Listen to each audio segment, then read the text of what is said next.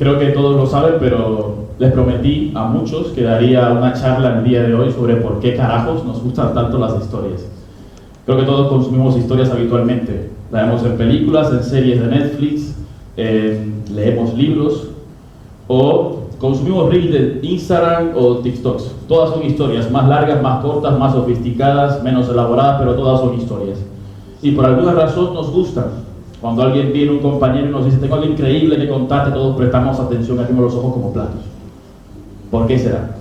Algunos dicen, nos gusta el arte porque a los pájaros también les gusta cantar. Ya sé, Borges, ya sé, Lorca, pero por alguna razón evolutiva nos gusta y queremos también saber por qué. Y para eso he venido a hablarles en el día de hoy sobre por qué carajos nos gustan tanto las historias. Una mirada evolutiva. Y me he dejado todos los papeles.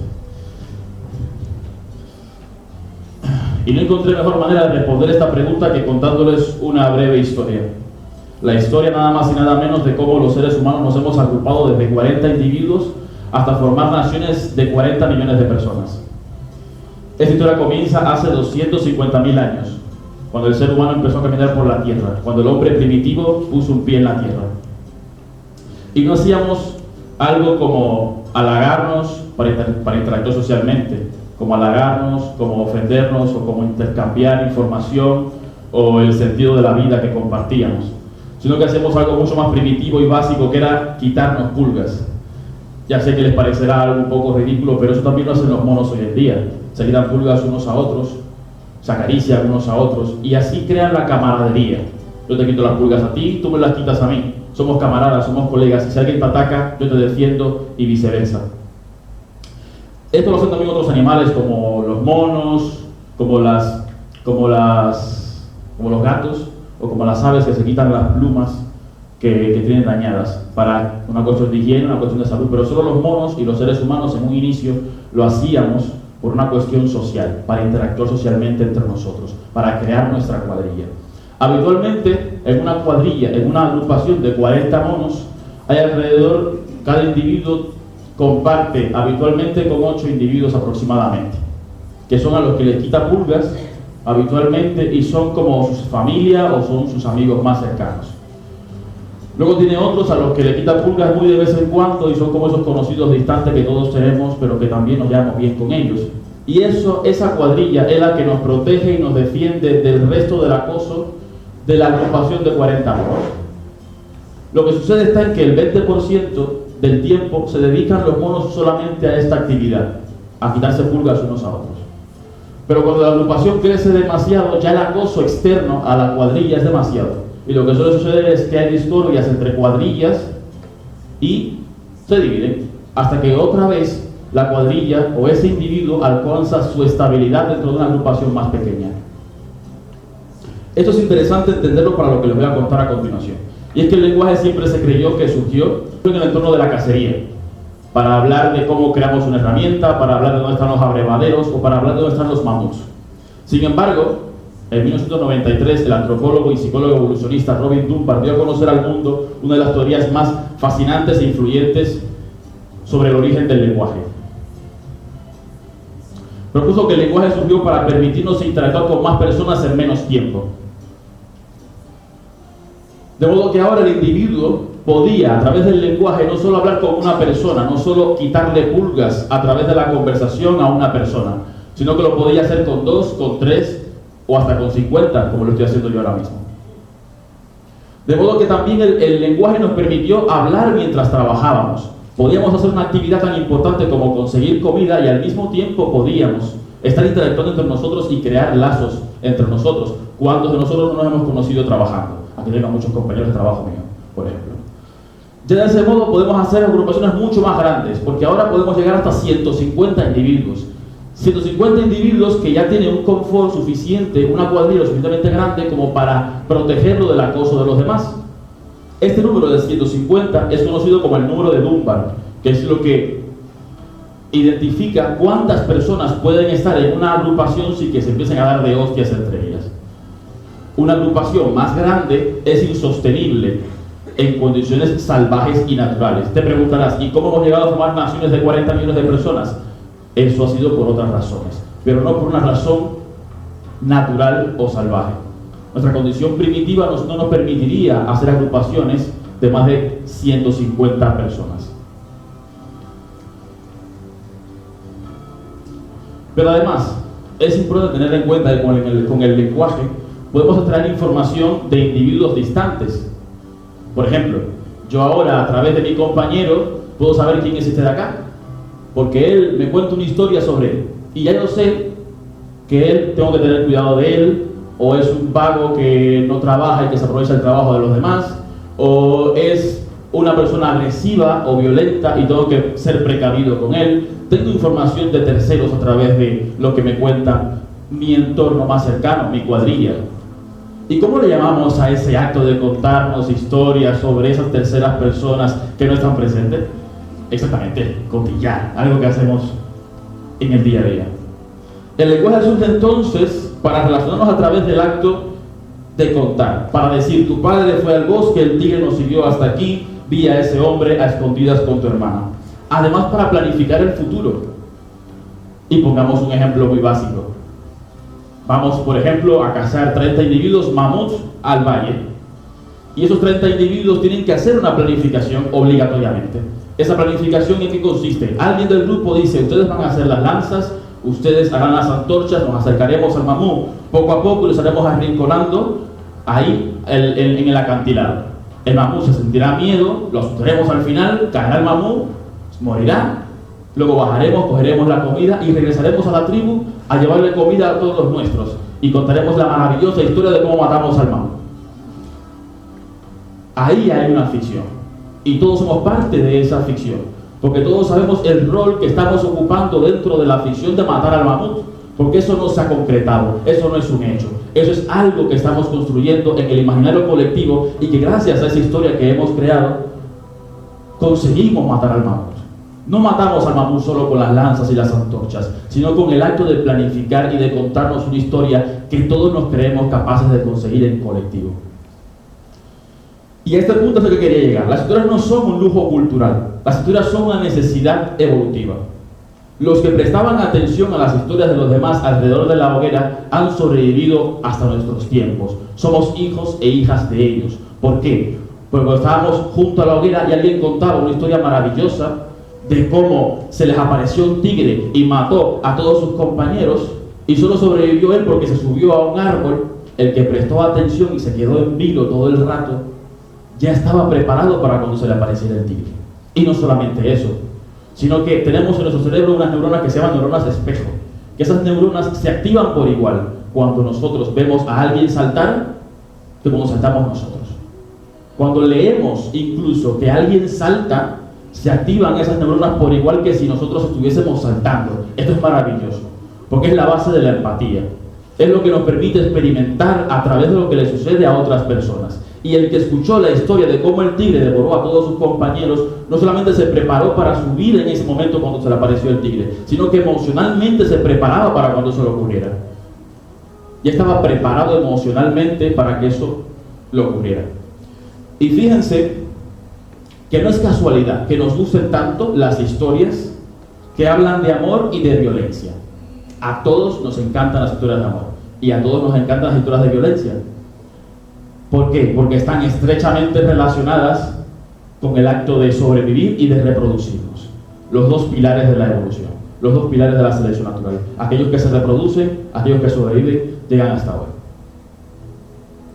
Tampoco es casualidad que nos disgusten tanto las historias que no nos parecen reales o inverosímiles, porque enseguida decimos: esto no es real, esto no me aporta nada para sobrevivir ni para reproducirme. Es lo que nuestro cerebro primitivo entiende cuando alguien nos cuenta una historia que sabemos per se que es una mentira.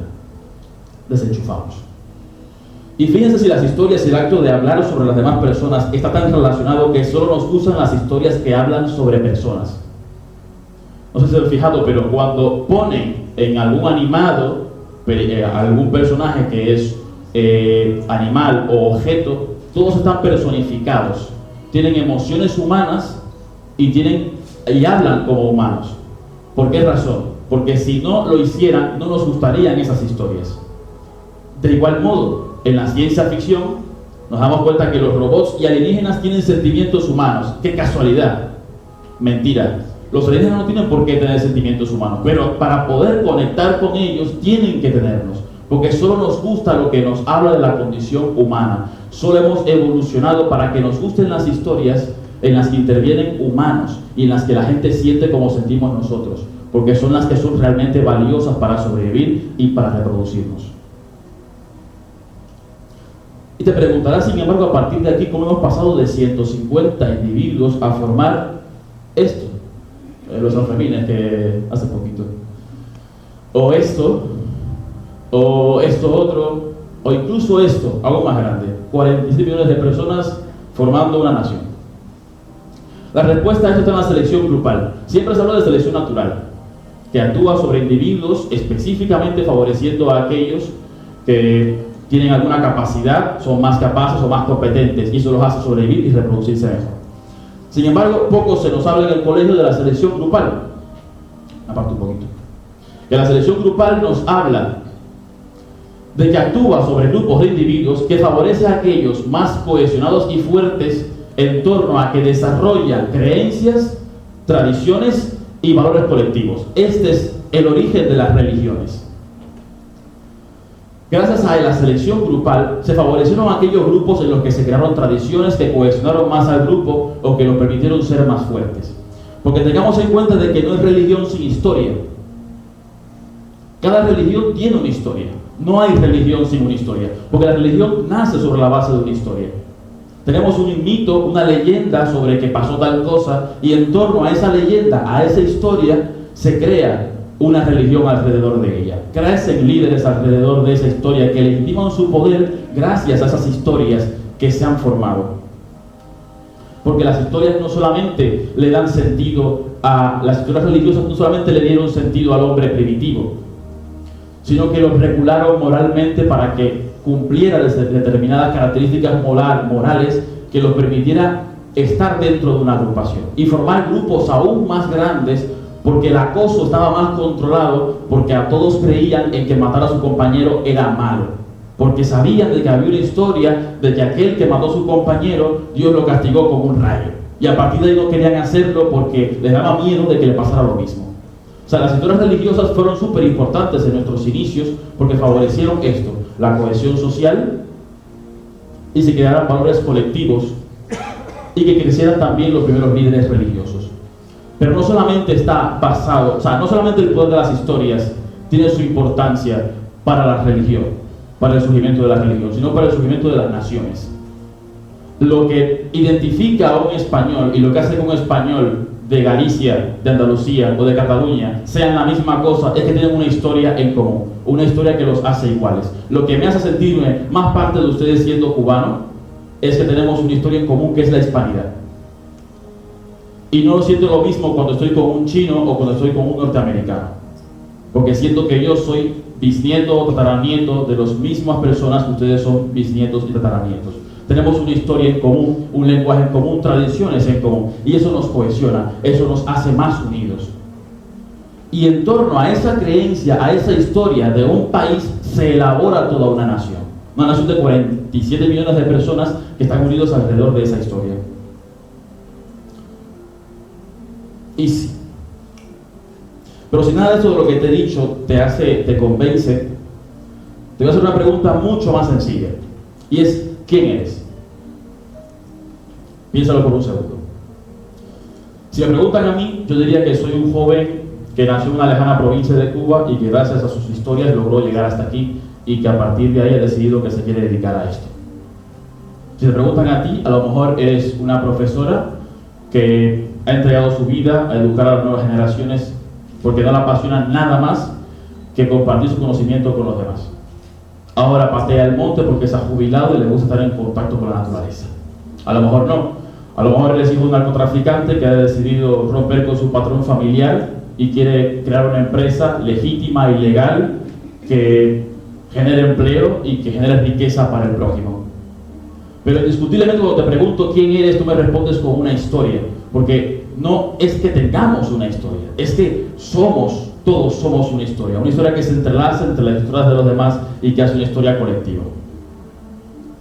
Sin embargo, Las escrituras nos han traído hasta aquí, nos han unido, nos han cohesionado, nos han permitido, como les acabo de contar, que formamos grupos, desde grupos de 40 hasta crear naciones enteras de 40 y pico millones de personas. Y el problema es que después de tanto tiempo en que las escrituras nos han unido y nos han cohesionado más, parece ser que ya no lo están haciendo. Parece ser que a partir de ahora han nacido más bandos, más ideologías, más banderas que nos diferencian y que nos ponen a unos contra otros. Más polarización. Y quiero poner un ejemplo sencillo.